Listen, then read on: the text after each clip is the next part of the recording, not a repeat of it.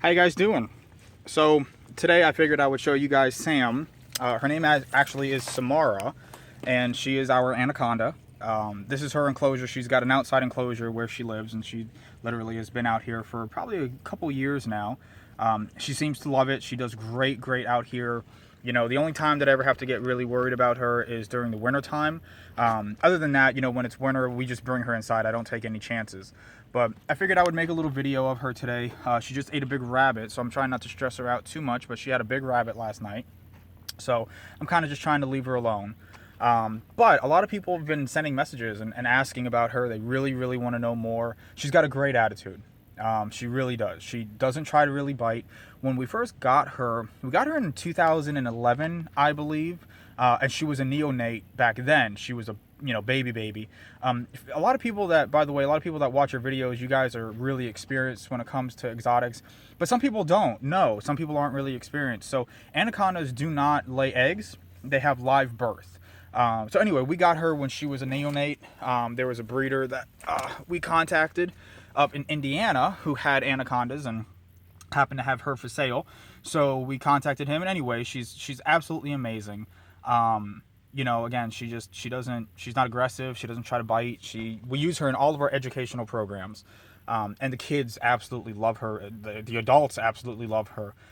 Everyone always jokes because if you look at her spots, okay, she is a hybrid. She's not a pure green. She's not a pure yellow. She is a mix between the two.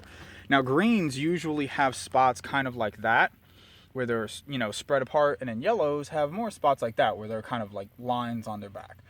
Everyone laughs because they say she's kind of like, let me twist this a little bit. You can see, they say she's kind of like the Mickey Mouse snake, which if you're a guy and you're trying to impress a woman, that doesn't really go over so well. Like, oh yeah, I'm tough, look at my anaconda. And then they laugh and you're like, oh my God, it looks like Mickey Mouse. And so you have to overcompensate by, eating a steak and spitting or something. Anyway, so we love her.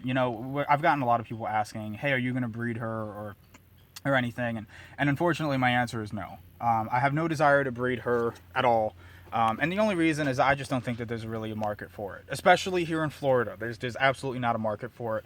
And a lot of people that come up to me and ask if I'm going to breed or we're going to breed them, it's a lot of, adults for their kids. A lot of kids want to know, hey, are you going to breed your anaconda? Or, hey, are you going to, get a male anytime soon and put them together? And, the answer is just no. No, I'm not. I just don't think that it's an animal that if you're a kid, you don't need.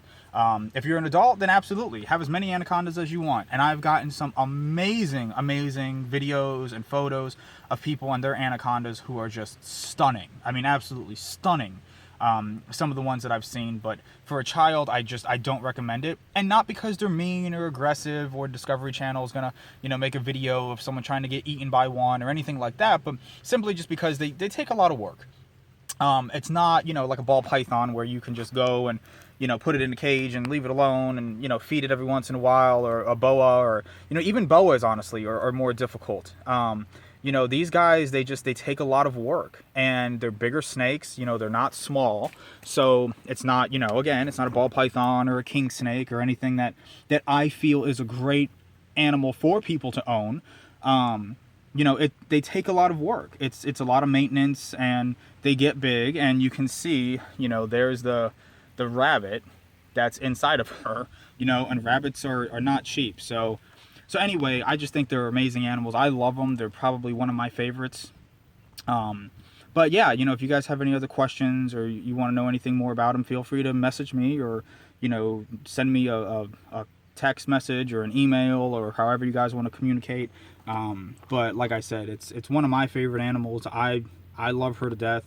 And it makes it really easy to talk about wildlife conservation when you've got an animal like this. When you're trying to talk about the importance of the Amazon and the importance of the Llanos and just the ecological role that these animals play, not necessarily just as predatory animals, but also, in the form of being prey. A lot of animals eat young anacondas, and especially even like Sam, right now she's probably about 8 or 9 feet long, and she probably weighs, I don't know, maybe about 30 pounds or so, 35 pounds. So she's not the biggest animal. So if she was in the Amazon or in the Llanos right now, if she was in South America, hands down, she would still be prey for a large variety of animals. It's not until they get really, really big that's when they start becoming almost immune to different types of predators outside of jaguars. That being said, jaguars are in South America, leopards are not. So that's another question that I keep getting, do leopards go after anacondas? No, they don't, because they're just not found in the New World. Leopards are found more in the Old World, and jaguars, which are the third biggest cat, those are found in the New World, which are the Americas. So anyway, this is the Anaconda. This is Samara. If you guys have any more questions or anything else that you want to know, feel free to shoot me a message. If you guys, have any other video requests that you want to see, like I said, we did the blue iguanas. We also have olive pythons and black-headed pythons and pine snakes and bull snakes and tortoises and just a whole variety of different animals. So anything else that you guys want to see, let me know. And I'll try to do my best to shoot a video for you guys and, give you guys some information. But other than that, I love the feedback that we've been getting. It's awesome to be able to communicate and educate people and be able to talk to people that are passionate about animals like I am. So anyway, hope you guys have a great day. And, if you have any questions, feel free to message me. All right? Thanks. Bye.